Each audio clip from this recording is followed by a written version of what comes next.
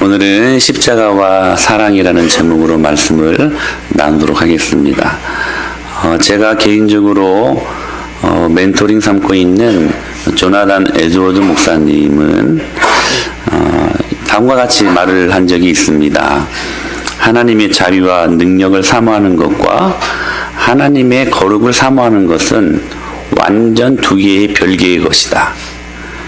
그러니까 하나님의 자비와 능력을 사모하는 것 하나, 그리고 하나님의 거룩함을 사모하는 것 하나, 이 두 개가 비슷한 것 같은데 실상은 완전 두 개의 별개의 것이래요. 이 말이 왜 나왔는가? 이 목사님은 목회하실 때에 막 번영신학에 의해서 사람이 교회에 많이 들어오고 막 수적인 부흥이라고 보지 않고 진짜 부흥은 하나님의 거룩에 있다는 사실들을 깨닫고 그 교회 안에 들어온 성도들의 그 영적인 상태를 보고 진짜와 가짜를 구별하는 그런 목회를 하셨다고 합니다. 이 사람이 정말로 구원받았는가 아니면 구원받지 못했는가, 진짜와 가짜를 구별하는 목회.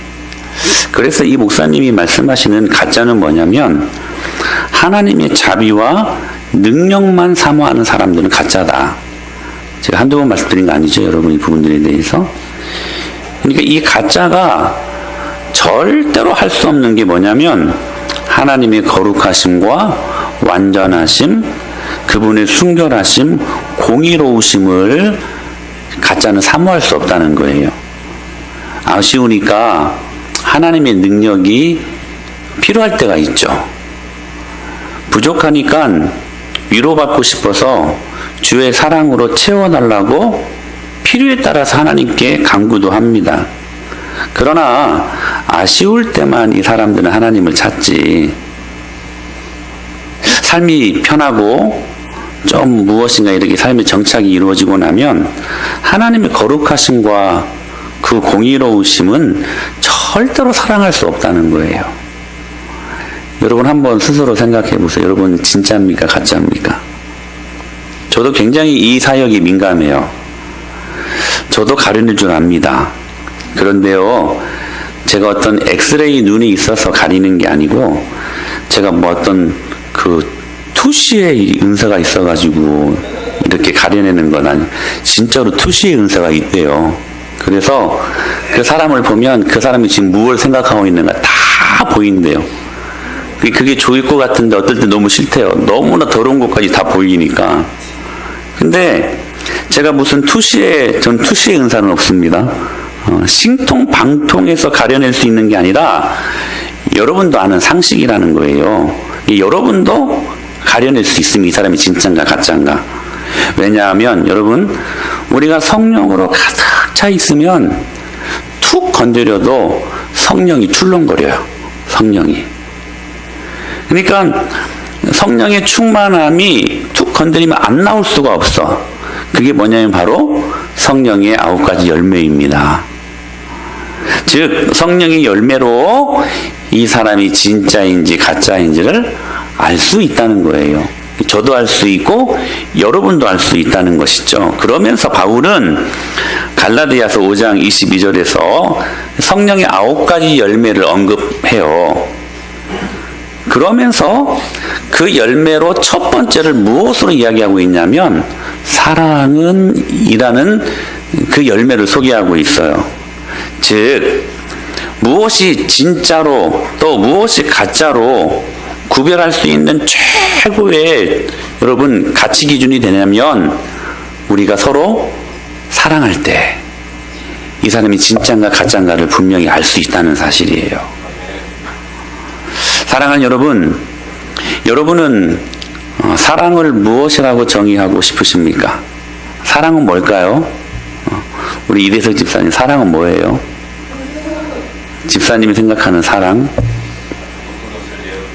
모든 것을 내어주는, 예. 제가 지난주에 우리 장은현 집사님한테 그 러브스토리를 들었어요. 얼마나 재미있는지 몰라요.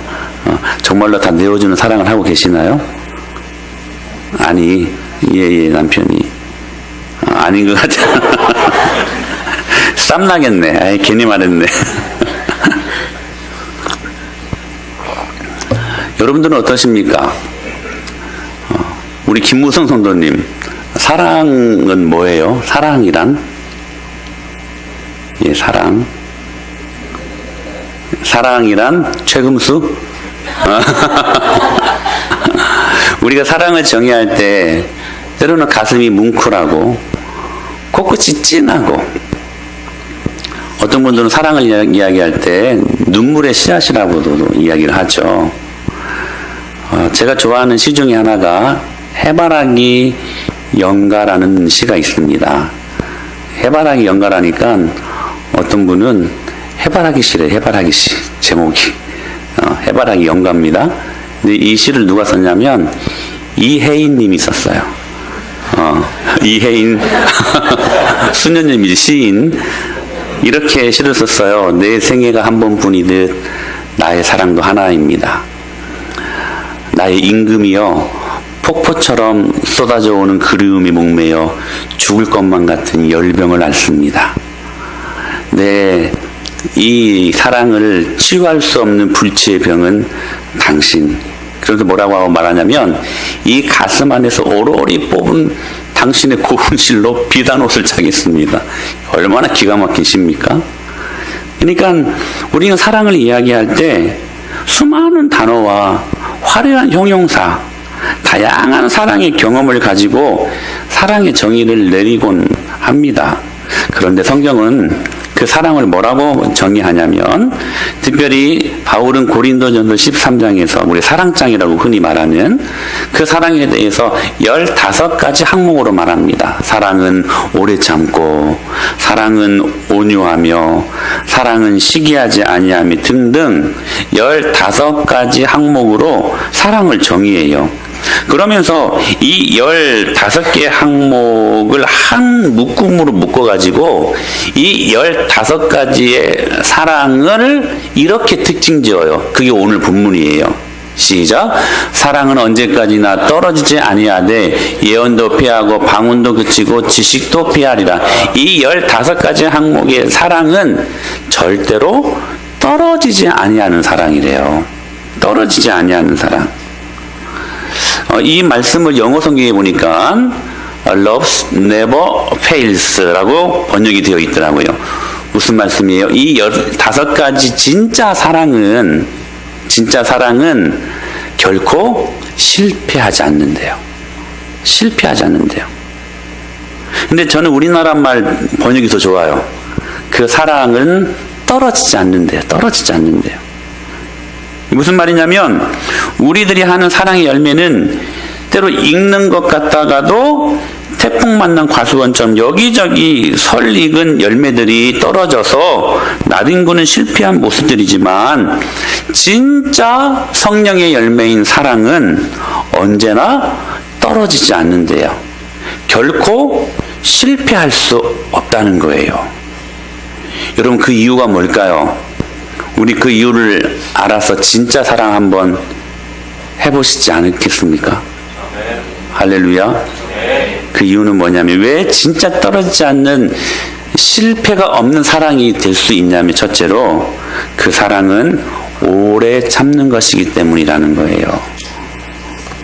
이 말은 용서와 비슷한 의미를 담고 있습니다. 베드로가 하루는 예수님께 물어요. 용서를 몇 번까지 해야 됩니까? 그렇게 묻자 예수님께서 뭐라고 대답하셨어요? 70번씩 7번 용서하라고 말씀하셨어요. 70번씩 7번, 77에 49, 몇 번? 490번 용서하고, 얘들아 491번째부터서는 너희들이 할 만큼 했다. 에? 그러니까 이제 용서 안 해도 돼. 이렇게 말씀하신 의미일까요? 아니죠. 여러분, 이 말은요, 오래 참으라는 말은, 용서하라는 말은, 인내하라는 말은 세지 말라는 거예요. 하나님의 사랑은 숫자로 여러분 계산될 수 없는 거라는 거예요. 그게 바로 무슨 사랑이에요? 오래 참는 사랑이라는 거예요. 요즘은 그런 서약이 많이 없는 것 같아요. 근데 저 때도 그렇고 그 위에 훨씬 선배들 어르신들도 그렇고 그 밑으로 올라가면 결혼 서약할 때 항상 주례하시는 분이 예수님 믿는 사람이든 안 믿는 사람이든 꼭 그런 서약을 합니다. 어떤 서약이에요? 신랑 누구는 신부 누구를 기쁠 때나 슬플 때나 건강할 때나 아플 때나 검은 머리 팥뿌리 될 때까지. 여러분 팥뿌리가 무슨 색깔이에요? 하얀색이잖아요. 그러니까 검은 머리 흰 머리 될 때까지 이 사람만 믿고 이 사람만 사랑하며 그렇게 살아가겠습니까? 그러면 예 그러잖아요. 저도 그렇게 해서 결혼하지 않았겠습니까? 이런 사랑. 그런데 우리는 어떠한가? 자, 한 번 참았어요. 두 번 참았어요. 내가 세 번까지만 참겠다. 이 정도 참았으면 내 할 만큼 다 했어. 내가 이번만 내가 참는다. 또 한 번만 그러면 국물도 없다. 끝이다. 여러분, 우리들의 사랑이 혹시 이런 사랑 아닙니까? 오래 참지 못하는, 인내하지 못하는. 그러니까 사랑이라는 열매가 자꾸 떨어지는 거예요. 그러니까 계속해서 사랑이 실패하는 거예요. 실패하는 거예요. 사랑하는 여러분, 저와 여러분을 하나님이 어떻게 사랑하셨습니까? 여러분, 그 사랑이 여러분 안에 경험되어지는 삶을 살고 계십니까? 저는 저를 보면 정말 어떨 때 보면 너무너무 지긋지긋해. 이렇게 안 바뀔까? 좀 바뀐 것 같은데 어떤 한 항목에 들어가면 10년 전이나 20년 똑같은 거야, 지금이나. 이렇게 안 바뀌고 이렇게 지긋지긋하게 지금도 변화되어야 될 것들이 너무나 많은, 그럼에도 불구하고 하나님은 예수 그리스도로 우리 곁에 날마다 찾아오시고, 하나님이 저를 몇 번이나 용서하셨을까? 490번만 용서하셨을까? 난 정말 그 고민이 돼요.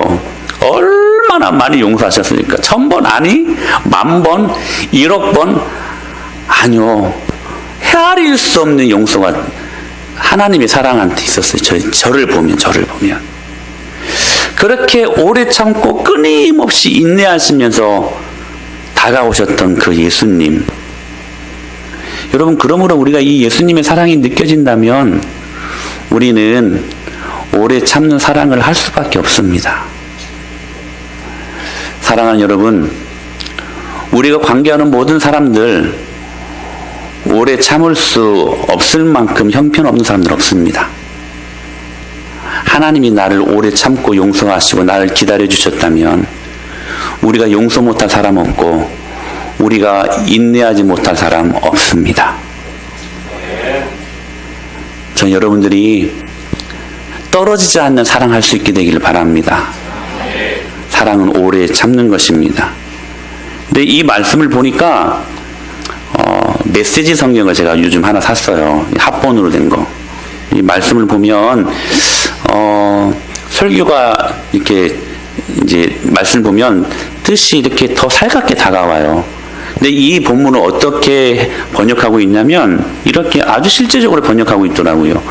오래 참고 하면 여러분 좀 약간 막연한 무엇을 오래 참아야 될 것인가. 근데 이 말씀이 이렇게 번역하고 있더라고요. 사랑은 결코 포기하지 아니하며. 이게 큰 틀에서는 같은 말이에요. 근데 구체적인 적용점에서는 좀 다른 것 같아요. 오래 참는 게 뭔가 포기하지 않는 사랑이라는 거예요. 그러니까 오래 참음이라는 이 단어를 결코 포기하지 않는 것이라고 저는 탁월한 번역이라고 생각을 합니다. 여러분, 이게 주님의 대표적인 성품 아닙니까? 그 하나님이 나를 포기하지 않았기 때문에 제가 감히 이 자리에서 하나님의 말씀을 증거하는 하나님의 종이 되어 있지 않습니까? 아담과 하와가 죄를 범했어요. 근데 여러분 잘 보십시오. 잘못한 사람이 먼저 찾아가는 것이 맞습니까? 아니면 그 반대가 맞습니까? 우리들이 사는 이 관계 속에서는 잘못한 사람들이, 그쵸? 내가 잘못한 사람한테 찾아가는 게 맞죠? 근데 보세요. 아담과 하와가 죄를 범했습니다. 잘못했습니다. 죄를 범했습니다. 근데 아담과 하와를 찾아오신 분은 하나님이셨어요. 하나님이 먼저 찾아왔어요. 아담아, 내가 어디 있느냐? 아담아, 내가 어디 있느냐? 그러면서 무화과 나무 잎으로 자신들의 부끄러운 부분들을 가리었는데 하나님께서 그들에게 가죽옷으로 부끄러운 부위를 가려주셨어요. 죄악과 수치를 가려주신 것이죠. 하나님이 먼저 저와 여러분들을 찾아오셨습니다. 아멘. 그래서 이 사랑이 진짜인 거예요, 여러분. 이 사랑이. 그러니까 어떤 사람이 가장 강한 사람이냐면 잘못했을 때 먼저 사과하는 사람이에요. 이 사람이 진짜 강한 사람이에요. 은재야, 예쁜 얼굴 좀 보여줘. 그렇지. 그렇지. 저기 알아야, 그리고 그렇지. 여러분, 진짜 강한 사람은 어떤 사람이라고요? 죄를 범하면 먼저 잘못했다고 고백하는 사람이에요. 하나님이 먼저 찾아오셨어요. 포기하지 않으셨어요. 아담과 하와를 향하여서. 바람난 아내를 3번씩이나 다시 가서 찾아와서 그냥 아내가 들어옵니까? 바람난 아내가 아기까지 배 갖고 나오잖아요. 고멜. 호세아 선지자가 그 일을 합니다. 근데 하나님이 왜 그 일을 하게 하셨을까요? 그게 당신의 사랑이라는 것을 보여주기 위해서. 끊임없이 딴 데 보고 하나님 바라보지 않고 딴 사람 보고 하나님만 의지해야 되는데 하나님만 사랑해야 되는데 끊임없이 다른 데 사랑을 두고 바람난 아내의 모습 아닙니까? 저와 여러분들이. 근데 그 주님이 포기하지 않고 끝까지 찾아오셨어요. 여러분, 사랑은 포기하지 않는 것입니다. 왜요? 그 하나님이 우리를 포기하지 않고 찾아오셔서 우리를 구원하실 뿐만 아니라 오늘 우리에게 필요한 모든 것들을 정밀하게, 세밀하게, 완벽하게 채워주신 하나님이시기 때문에 현장에서 가늠하다가 잡힌 여인, 그 잡힌 여인에게 예수님이 뭐라고 말씀하십니까? 사람들은 돌로 다 쳐 죽이려고 그랬어요. 왜냐하면 율법에 의하면 돌로 쳐 죽이는 게 맞거든요. 근데 여러분 기억하십시오. 하나님의 사랑이 율법을 이겼습니다. 그게 복음이에요, 복음. 복음. 저와 여러분들 정작 돌로 맞아 죽어야 될 인생들 아닙니까? 근데 율법보다 하나님의 사랑이 더 컸어요.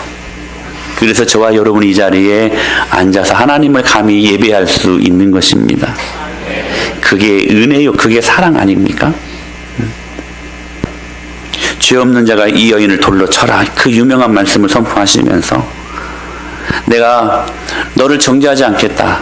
그러니 다시는 이 죄 짓지 말라. 한없는 하나님이 포기하지 않는 사랑으로 그 여인의 수치와 아픔을 가려주셨잖아요. 베드로, 예수님을 부인하고 저주까지 했던 사람 아니었습니까? 그런데 베드로가 먼저 예수님을 찾아갔습니까? 아니면 예수님이 베드로를 먼저 찾아가셨습니까? 예수님이 먼저 베드로를 찾아가셨지요. 포기하지 않는 끝없는 하나님의 사랑이 베드로를 하나님의 사람으로 만들고 초대교회의 아름다운 믿음의 사역자로, 정말 믿음의 굵직한 하나님의 일꾼으로 사용하게 하신 것입니다. 여러분, 하나님의 사랑이 이 일들을 가능하게 하는 것입니다. 포기하지 않고 가장 큰 수혜를 받은 사람이 누구예요, 여러분? 누구십니까, 여러분? 우리 정은이가 정확히 대답했어요. 나 자신 아닙니까? 아니, 베드로, 아담, 하와 떠나서 이 사랑에 가장 많은 수혜를 받은 사람이 누굽니까? 나 자신 아닙니까? 사랑하는 여러분, 그러므로 주님을 향해 우리의 마음의 문을 여십시오. 계시록이 이렇게 말씀하십니다. 시작.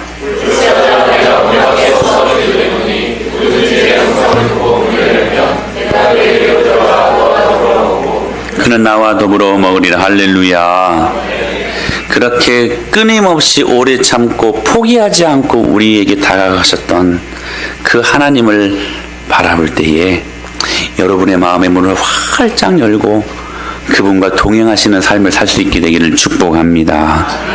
그러므로 여러분, 오늘 이 말씀을 어떻게 적용할 수 있을까요? 오늘 내가 포기하고 싶었던 사람들 있지 않습니까? 그냥 관계 끊고 속 편하게 살고 싶은 사람들 있지 않습니까? 제가 부끄러운 고백이지만 저희 집엔 TV가 없잖아요. 근데 제가 유일하게 이렇게 보는 이제 인터넷에서 보는 프로가 딱 두 개가 있어요. 이게 뭐냐면 정글의 법칙하고 그 다음에 나는 자연인이다. 저는 이게 그렇게 재밌어요. 뭐 별거 없거든요. 그냥 저기 정글 같은 데 가가지고 산속에 가가지고요. 그냥 이렇게 집 짓고 그 다음에 뭐 이렇게 산에 올라가서 뭐 더덕 같은 거 이렇게 이제 캐먹고 뭐 고기 잡아먹고 이거밖에 없거든요. 근데 저는 그렇게 그게 재미있어요. 그게 특별히 둘 중에 또 하나를 꼽는다면 나는 자연인이다. 근데 여러분, 그 자연인들이 되게 행복한 삶을 살아요. 근데 뭐냐면 되게 상처가 많았던 사람들이야. 그래서 저 세속에서는 도무지 살 수 없어가지고 혼자 그냥 속 편하게 살려고 올라간 거예요. 속 편하게. 여러분, 그런 사람들 있잖아요. 정말 모든 관계 다 끊고 속 편하게 살고 싶은 그런 사람들 있잖아요. 사랑하는 여러분, 주님은 우리를 포기하지 않고 사랑하셨습니다. 그렇다면 우리도 포기하지 않아야 돼요. 내가 포기하고 싶은 사람, 관계 끊고 싶은 사람, 여러분, 이 하나님의 사랑으로 다가갈 때에 이 사랑은 떨어지지 않는데요. 이 사랑은 진짜 사랑이기에 결코 실패하지 않는데요. 여러분, 이 사랑이 이번 가을날 무르익게 될 수 있게 되기를 축원합니다. 우리 영글영글 아름다운 한번 사랑의 열매 한번 만들어 가봐요. 아멘. 두 번째로, 이 사랑이 왜 진짜 사랑, 떨어지지 않는 사랑, 왜 실패하지 않는가? 그 두 번째 이유는 이 사랑은 아가페이기 때문에 그렇습니다. 이 아가페 사랑을 고린도전서 13장 5절에 이렇게 표현하고 있어요. 시작. 자기의 유익을 구하지 아니하며, 이게 아가페 사랑이래요. 여러분, 아가페, 하나님의 사랑, 막 거창하게 우리가 들릴지 모르지만 너무 단순해요. 자기의 유익을 구하지 아니하는 거래요. 그러니까 하나님의 사랑 아가페를 자기의 유익을 구하지 않는 것으로 번역하고 있는 거예요.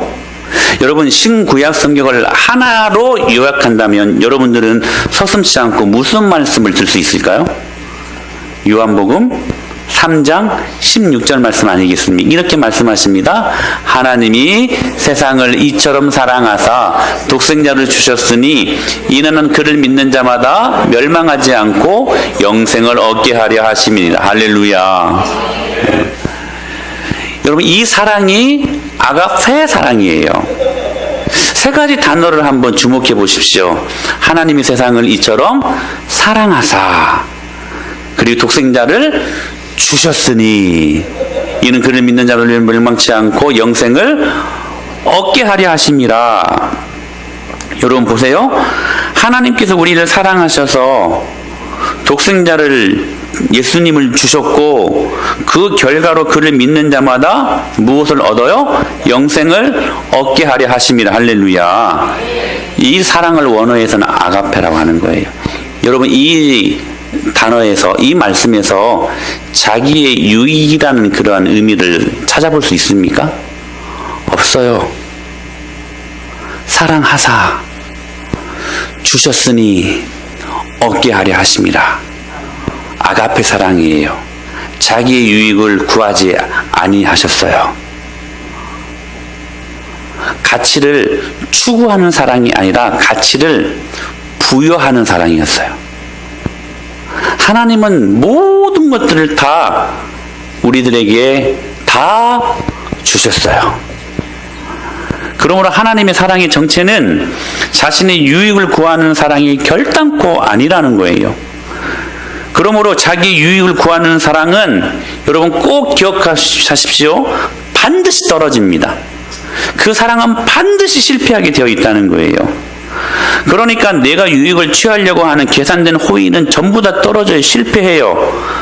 이런 거죠. 사랑하고서 무엇인가를 대가를 바라면 그 사랑은 반드시 실패하고 떨어지게 된다는 거예요. 제가 언젠가 말씀드렸을 거예요. 내가 무엇인가를 하나 주고 하나를 받으려고 주머니를 만든다면 그 사랑은 반드시 상처로 남게 되어 있다는 거예요. 사랑은 주는 거예요. 그리고 그것으로 끝! 이때 하나님의 사랑이 우리 안에 부어지는 거예요. 그게 아가페 사랑이에요. 흔히 이렇게 말하시는 분들이 계셔요. 우리 교회는 정말 그런 분들 안 계셔요. 근데 전에 있던 교회에서 보면 이렇게 사랑이 좀 못말라 하시는 분들이 있고 이런 말들을 해요. 교회를 비하하면서 이놈의 교회는 어떻게 교회를 이놈이라고 말을 해요. 이놈의 교회는 교회가 사랑이 없어. 왜 이렇게 사랑이 없어? 그런 말들을 자주 하는 사람들을 보았습니다. 여러분, 교회가 자기를 사랑해 주어야 한다는 계산된 마음에서 나오는 말들 아니겠습니까? 자기가 사랑하면 되지. 그렇잖아요, 여러분? 그러니까 여러분, 이 사랑은 반드시 떨어져요. 이런 사랑을 하면 반드시 실패하게 되어 있다는 거예요. 그래서 성령의 열매 가운데 가장 먼저 나오는 것이 사랑의 열매라는 거예요. 그런데 참 재미있는 것은 이 성령의 열매와 악한 육체의 소욕의 열매들을 갈라디아서 5장에서 이렇게 성령의 열매는 9가지로 육체의 소욕에 대한 여러 가지로 이렇게 비교하면서 말씀을 기록하고 있습니다. 그러면서 갈라디아서 5장 19절로 21절을 보면 이런 말씀이 나와요. 시작. 육체의 일은 분명하니 곧 음행과 더러운 것과 호색과 주술과 원수 맺는 것과 이단과 투기와 술취함과 방탕함과 또 그와 같은 것들이라. 전에 너희에게 경계한 것 같이 경계하노니 이런 일을 하는 자들은 하나님의 나라를 유업으로 받지 못할 것이요. 와, 무섭지 않습니까, 여러분? 근데 그 육체의 일이 분명한데 그 분명한 첫 번째 육체의 소욕의 열매가 뭐냐면 19절 음행이래요. 음행. 성령의 열매는 오직 사랑과, 자, 성령의 열매를 첫 번째로 말할 때 사랑을 이야기하고 있고, 육체의 소욕, 육체의 열매를 첫 번째로 말할 때 무엇을 말하고 있어요? 음행.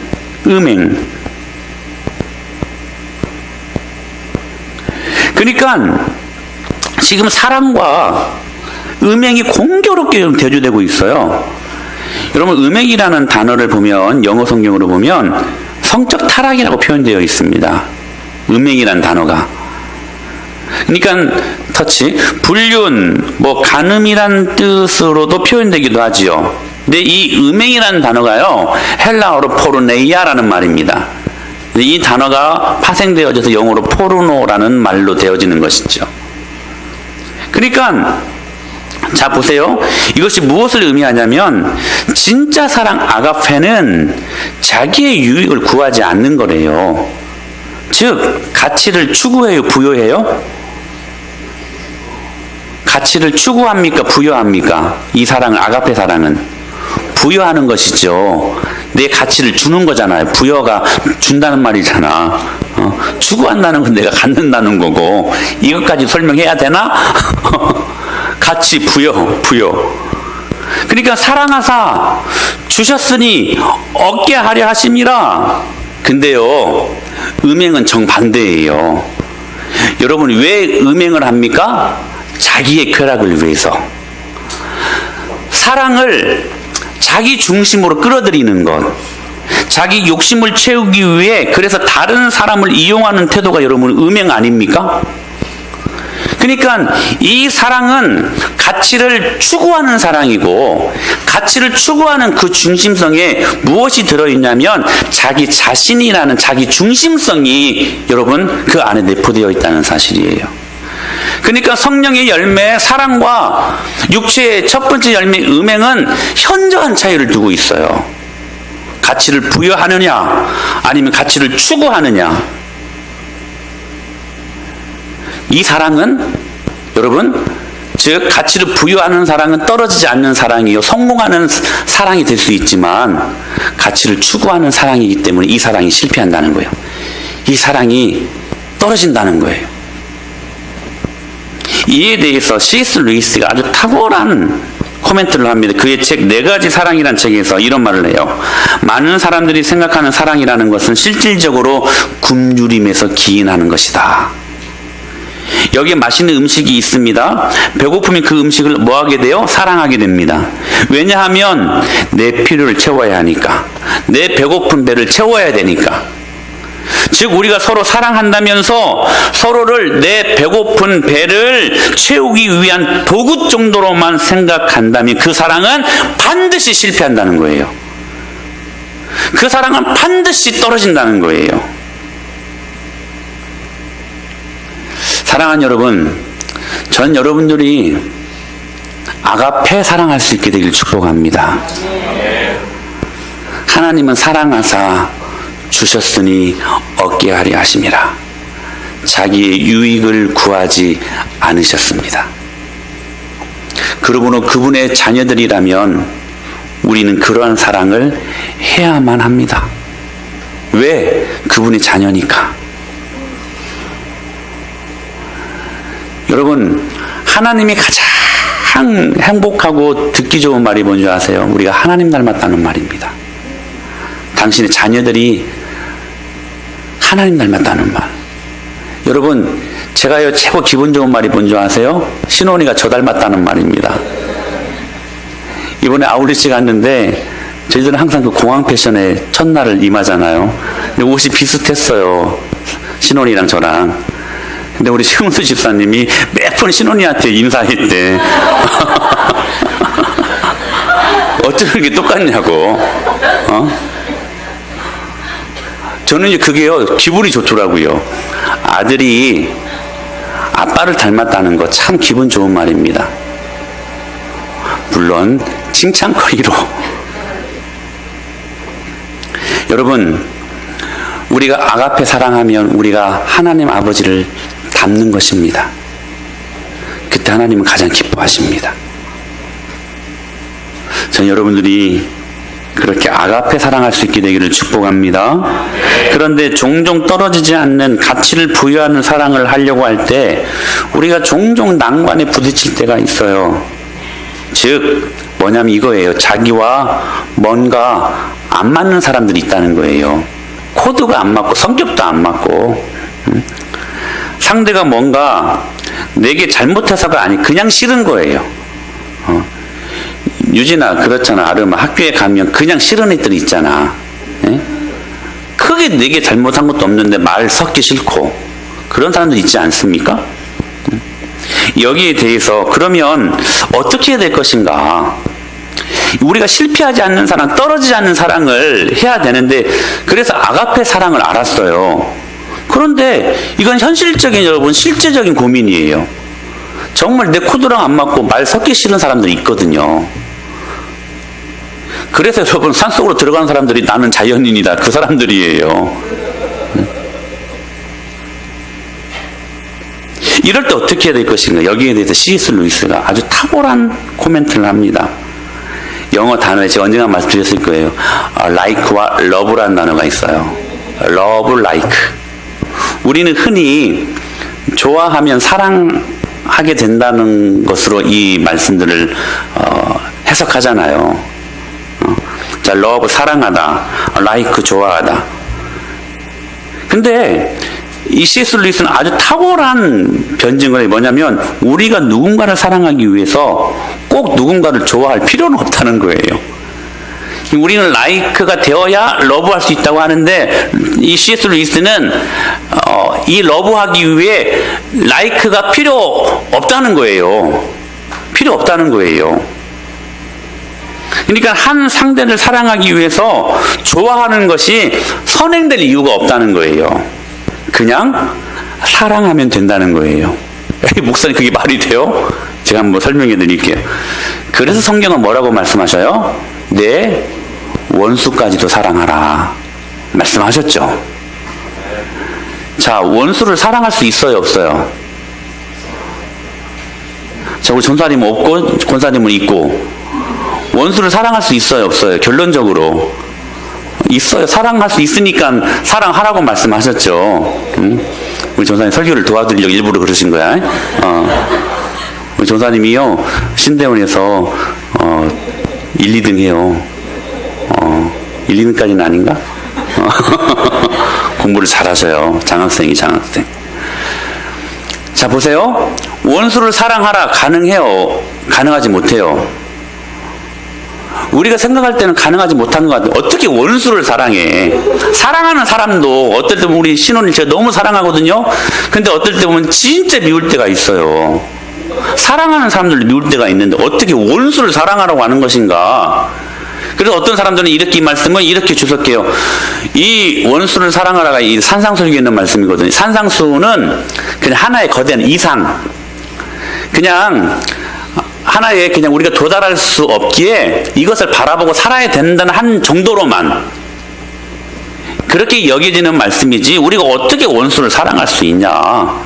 너희들이 좋은 의미를 담고 그냥 그 비슷하게 살아라.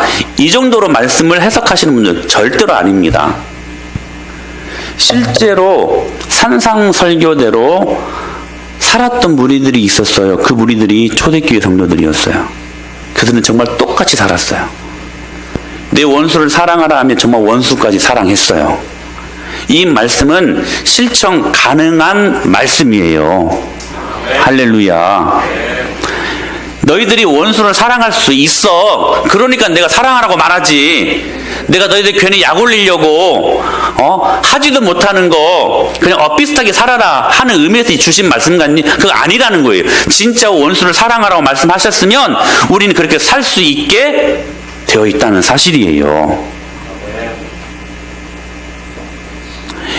그래서 성경은 원수까지 사랑하라 말씀하셨어요. 여러분 보세요. 만일 원수를 좋아하게 되면 그 원수는 더 이상 원수입니까? 아니죠. 근데 원수를 사랑하라고 말씀하시거든요. 야, 너희들의 원수를 좋아하면서 나중에 사랑 이렇게 말씀하시지 않고 like를 뛰어넘었어요. love, 원수를 사랑하라. 그러니까 원수를 사랑하기 위해 그 원수를 좋아할 필요는 없어요. 원수를 사랑하면 된다는 거예요.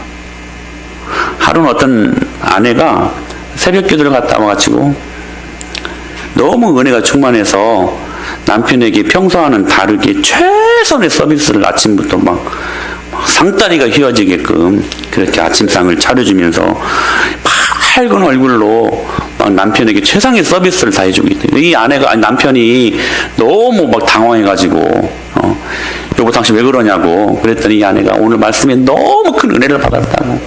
도대체 무슨 말씀에 은혜를 받았는데 이렇게 최상의 서비스를 주냐고 그랬더니 오늘 말씀에 내 원수를 사랑하라 이 말씀을 주님께서 주셨대요. 그래서 그 말씀이 너무 은혜가 돼가지고 지금 당신을 사랑하고 있다고. 그러니까 무슨 말씀이냐면 남편을 사랑하기 위해 좋아할 필요는 없다는 거예요.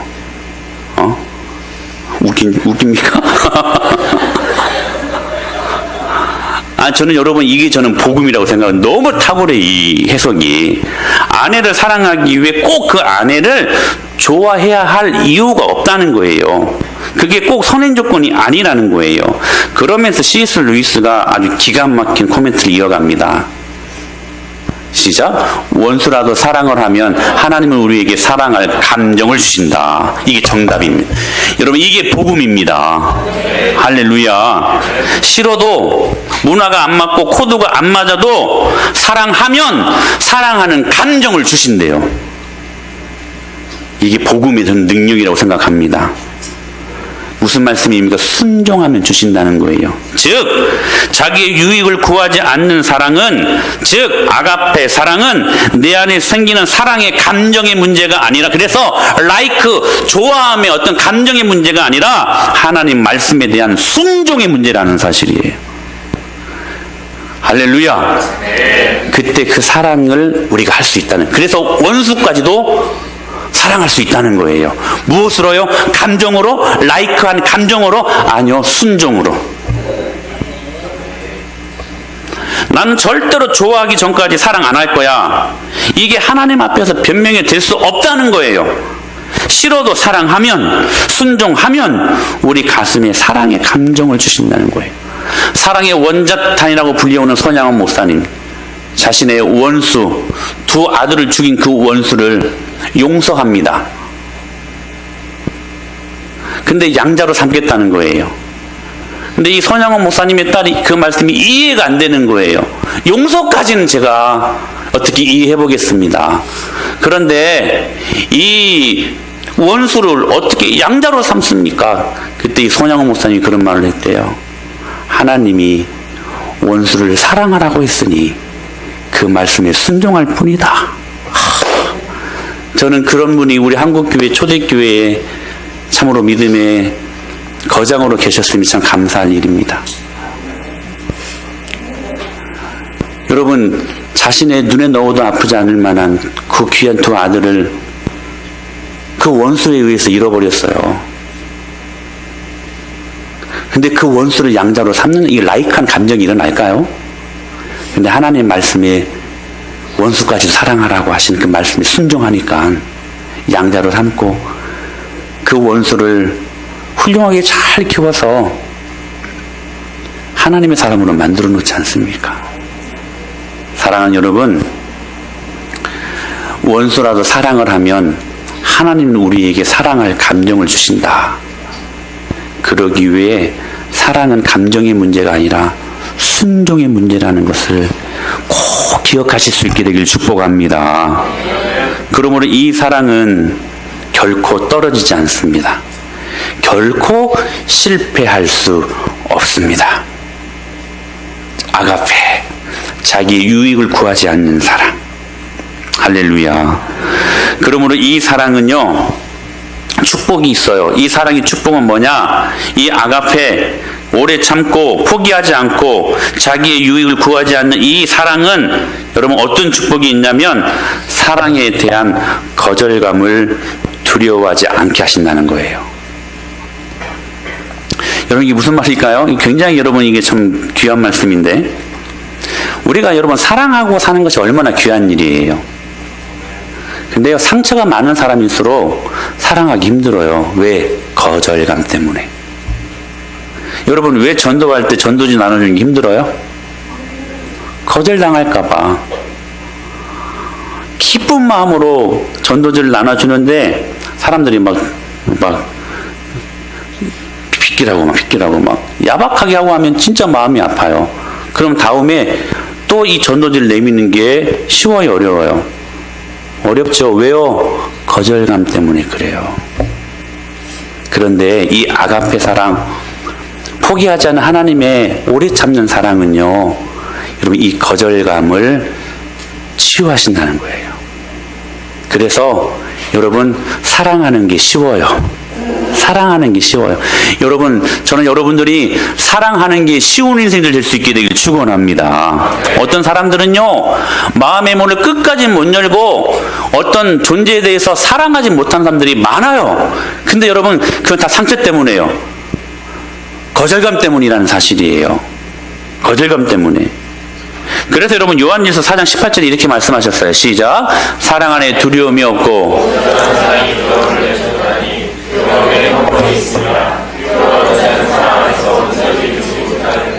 이 말씀 이렇게 해석할 수가 있어요. 사랑 안에 거절감이 없고 온전한 사랑이 거절감을 내쫓나니 이런 말이에요. 여러분, 사랑에 실패를 하고 사랑의 거절감을 경험한 사람들이 의외로 다시 사랑하는 것이 어렵습니다. 그러나 진짜 사랑, 떨어지지 않는 사랑은 실패를, 거절을 두려워하지 않는다는 거예요. 내 사랑의 진정성을 몰라주면 어떡하지 하는 두려움이 없는 거예요. 그런 거 계산도 기대도 하지 않는 사랑.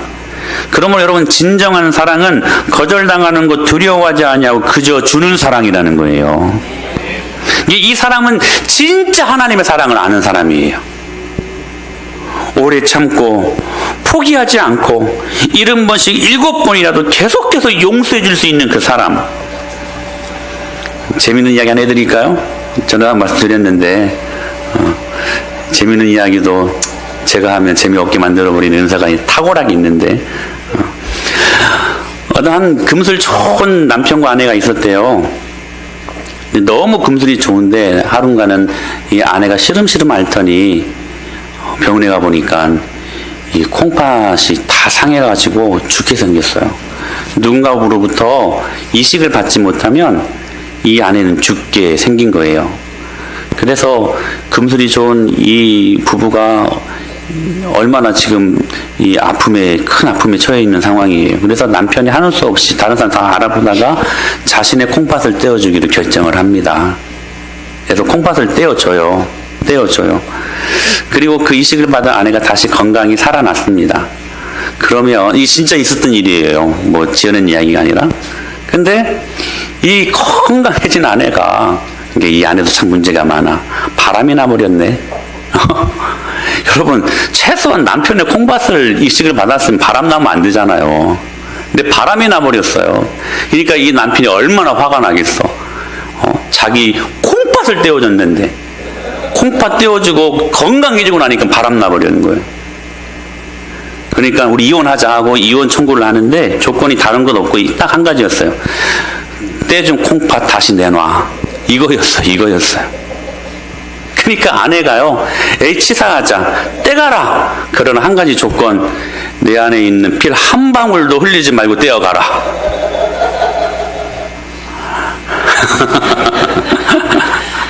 정말로 있었던 일이에요, 여러분. 여러분, 예수님의 제자들은요, 문헌에 의하면 다 순교했습니다. 베드로는요, 거꾸로 십자가에 죽었고요.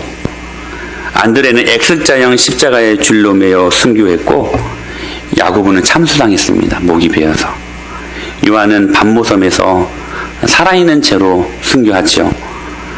빌립은 전도하다가 죽임을 당합니다. 바돌로엠에도 참수당했어요. 도마도 인도에서 창에 맞아 죽었고, 마태도 참수당했고, 야고보도 성전 꼭대기에서 떨어뜨림을 당합니다. 추락 순교를 했습니다. 시몬은 활에 맞아 죽었고, 마띠아는 돌에 맞아 순교했습니다. 사랑하는 여러분, 예수님의 1세대 제자들은 이렇게 다 참혹하게 죽었어요. 그러면 여러분, 제가 질문해요. 예수님 믿는 것이 여러분 복됩니까? 그렇지 않습니까? 여러분, 우리들의 시선으로, 우리들의 어떤 그 가치 기준으로 이들의 죽음을 이해할 수 없죠. 근데 여러분, 성경적으로 보면 이 사람들은 가장 아름다운 죽음을, 축복된 죽음을 경험한 것입니다. 누가 이 제자들의 이 모습을 저주받은 것이라고 그렇게 평가할 수 있겠어요? 그게 다 번영신학, 예수 믿으면 다 잘 돼야 된다고 하는 잘못된 신앙에서 맺어지는 결론 아니겠습니까? 제가 전에 섬겼던 교회 목사님은 오직 교회만 알고 오직 기도만 하셨던 분이셨어요. 근데요, 지금 뇌출혈로 떨어지셔가지고 전주 예수병원에서 그냥 산소호흡기만 하고 생명만 연명하고 있어요. 사람들은 끝이 안 좋다고 이야기를 해요. 저렇게 열심히 사역하고 저렇게 열심히 했는데 저게 왜 저렇게 됐는데 왜 저렇게 끝이 안 좋은가? 여러분, 끝이 안 좋은 거예요, 여러분. 그게? 저는 그렇게 말씀하시는 분들 보면 정말 복음을 새롭게 이렇게 가르쳐드리고 싶어요. 여러분, 12명의 제자들은 예수님 증거하다가 순교당했습니다. 저주받은 겁니까? 아니요, 가장 아름다운 죽음을 맞이한 거예요. 예수님이 제1세대 제자들은 다 이렇게 죽었어요. 그건 우리 이렇게 말할 수 있잖아요. 야, 그 예수 믿어봤자 그 끝이 안 좋더라. 예수 믿어봤자 그냥 다 죽는 것 밖에 없더라. 다 거덜났어. 할 법한데. 그런데 이 엄청난 고난이 있어도 그들은 다음 세대에 너 예수 믿어야 산다. 이 말하고 죽어갑니다. 고난을 당하면서도 핍박을 받으면서 야, 너 예수 믿어야 산다. 이 고백하면서 죽어갔던 사람들이었어요. 무엇이 이런 믿음의 사람들의 삶을 가능하게 했을까? 여러분 궁금하지 않습니까? 지난주에 제가 새벽에도 잠깐 말씀드렸는데 승우가요 자신의 생명처럼 여기는 딱지를요 지난주에 아빠가 한보따리 버렸다고 막 울어댔던 아이였어요. 근데 제가 불러서 월요일 날 다시 여전 집사님이 올 상황이 되어가지고 승우가요 인격적으로 차근차근히 말하면 머리가 좋아서 말을 잘 알아듣습니다. 제가 그랬어요. 너 하나님 좋아 안 좋아? 좋대요. 하나님 사랑해 안 사랑해? 사랑한대요. 네, 그랬어요. 뻥치시네. 네, 그랬어요. 너 딱지가 더 좋잖아. 근데 성경에서는 하나님보다 더 좋고 하나님보다 더 관심 갖고 하나님보다 더 사랑하는 건 다 우상이래. 그럼 딱지는 뭐야? 그랬더니 우상이래요. 우상을 섬기면 하나님이 기뻐하셔? 슬퍼하셔? 슬퍼하신대요. 승우야 너는 하나님께 기쁨이 되어야 돼? 슬픔이 되어야 돼? 기쁨이 되어야 한대. 답은 얼마나 잘하는지 몰라요. 그러면 네 안에 있는 우상 그거 제거해야 되겠지? 그랬더니 저 어제도 말씀드렸던 것처럼 갑자기 슬픈 기색을 띠기 시작했습니다. 그러면 그거 내일 아니 수요일 날 다 가지고 나와. 네가 버리기 어렵대요. 목사님이 그 우상 제거해 줄 테니까. 그랬더니 슬픈 기색을 한 것 같더니 제 말씀의 그 뜻을 이해를 해요, 이 아이가. 그러니 밝은 얼굴빛으로 알겠대요. 순종하겠대요. 그러면서요 수요일날 낑낑거리면서 이 새 보따리를 가져왔어. 이게 다 딱지야, 딱지. 자 봐요. 이런 딱지 막 얼마 테이프로 막 묶었는지 몰라요. 막 이게요 내가 여러분 보여드리려고 지금 아직 안 버렸어. 이게요 새 보따리다니까. 새 보따리 이렇게 많아요. 이렇게. 이거 버리는 것이 얼마나 어려웠겠어요. 이걸 가져오는 승우의 모습을 보고 내가 얼마나 은혜를 받았는지 제가 정말로 칭찬 많이 해줬어요. 그리고 제가 승우 안에 있는 그 마음을 봤어요. 이 아이가 물론 목사가 말했어도 그렇지만 그 마음속에 하나님을 사랑하는 마음이 있기 때문에 순종할 수 있었어요. 사랑하는 여러분, 왜 이 많은 믿음의 선배들이 이 참혹한 죽음을 경험하면서까지도 그 후손들에게 절대로 예수 믿으면 안 된다고 말하지 않고 너 예수 믿어야 산다.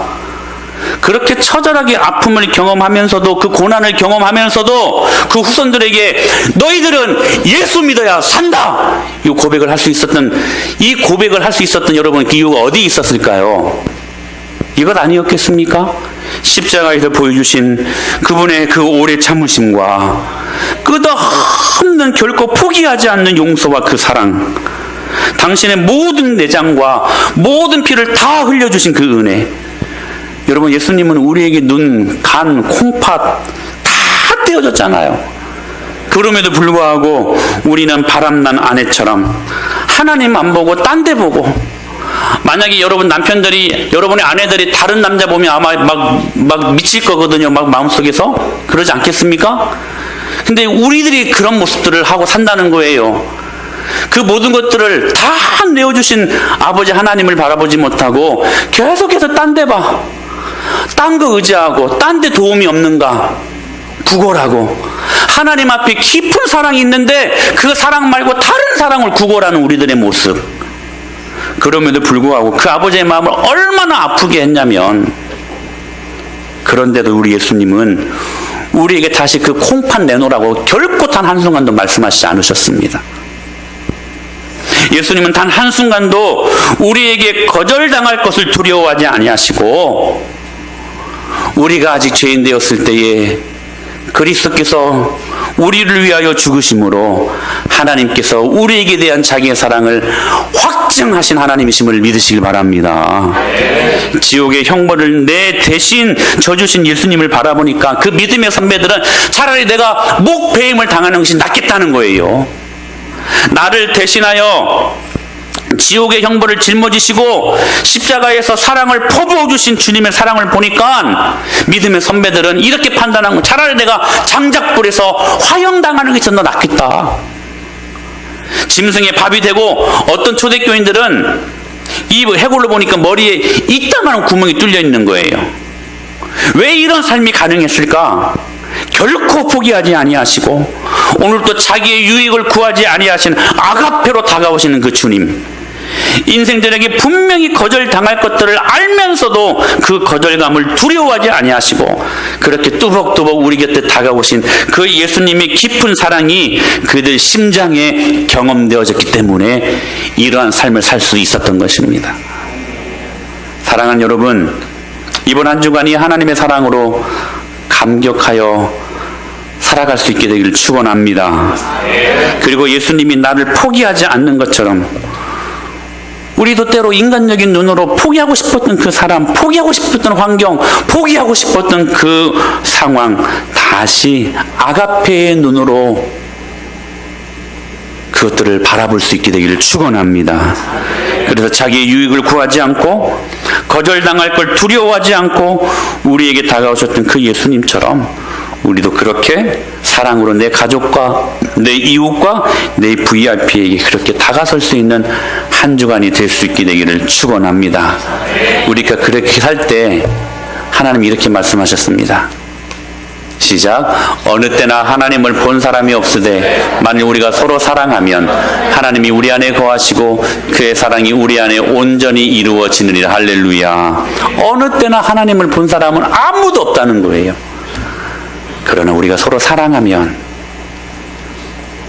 오래 참는, 포기하지 않는 사랑, 자기의 유익을 구하지 않는 아가페의 사랑을 하게 되면 여러분, 우리 안에 하나님이 거하시고 그의 사랑이 우리 안에 온전히 이루어져 도무지 볼 수 없는 하나님을 우리를 통하여 그 하나님을 볼 수 있게 된다는 것입니다.